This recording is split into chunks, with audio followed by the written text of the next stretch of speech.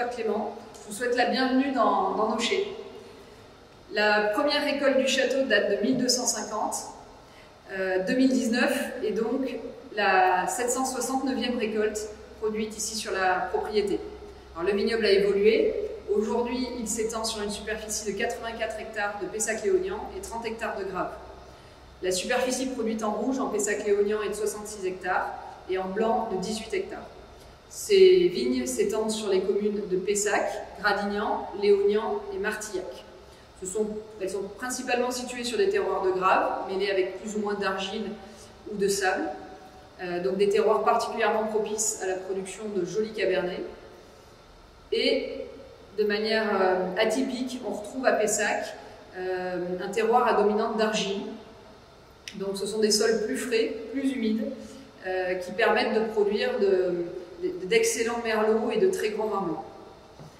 L'encépagement de notre vignoble est relativement classique pour le Bordelais. On retrouve du Cabernet Sauvignon pour 55%, Merlot à 43% et 1% de Petit Verdot et 1% de Cabernet Franc.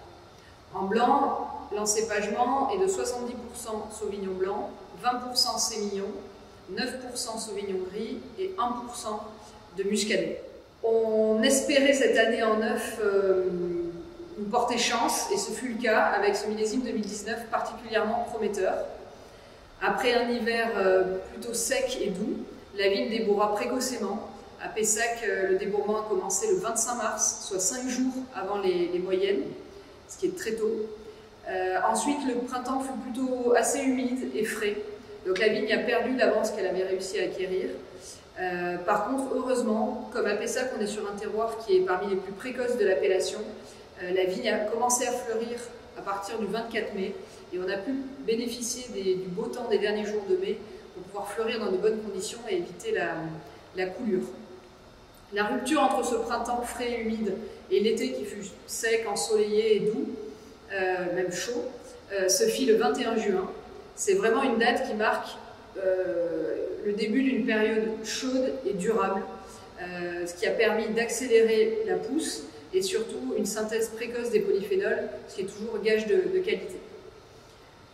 Cette période estivale a été ponctuée de 2 épisodes pluvieux, fin juillet et début août. On a eu 45 mm au total, et cette eau a été plutôt salutaire puisqu'elle a permis d'éviter que les contraintes hydriques ne se fassent trop importantes, et surtout elle a dynamisé la véraison et a permis de l'enclencher sur tous les terroirs et de la rendre plus homogène.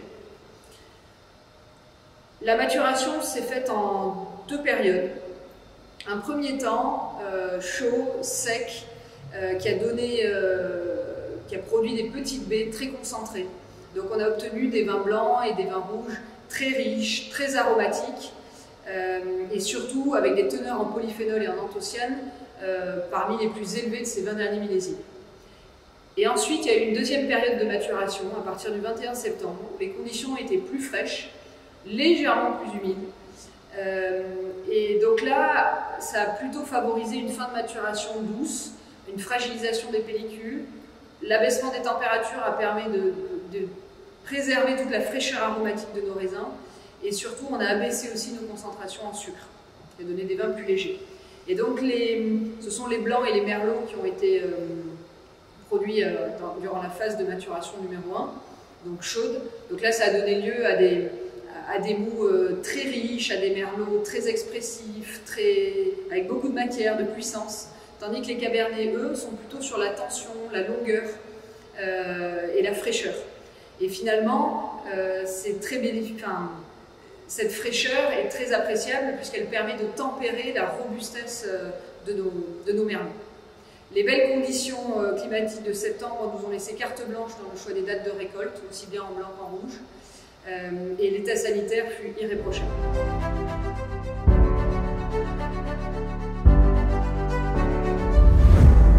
La récolte des raisins rouges a débuté le 18 septembre pour se terminer le 11 octobre. Tout le challenge de ce millésime à fort potentiel fut de préserver la fraîcheur aromatique de nos raisins et la finesse des tanins de la pellicule. Pour cela, on a été vigilant à mener des extractions les plus douces possibles pour justement préserver cette élégance. Le Château Pape Clément 2019 est un assemblage de 50% de Merlot et 50% de Cabernet Sauvignon. Dans ce millésime où Merlot et Cabernet sont si complémentaires, il nous paraissait évident de les mettre à part égale dans l'assemblage. Le premier nez est très expressif, sur des arômes de fruits noirs, de mûres, de cassis. À l'aération, on retrouve de subtiles notes grillées, épicées, et des notes florales sur la violette, l'iris. En bouche, le vin est suave, il a une texture très veloutée, et la fraîcheur en finale donne beaucoup de profondeur et de longueur à cet assemblage, et lui offre surtout un potentiel de garde assuré.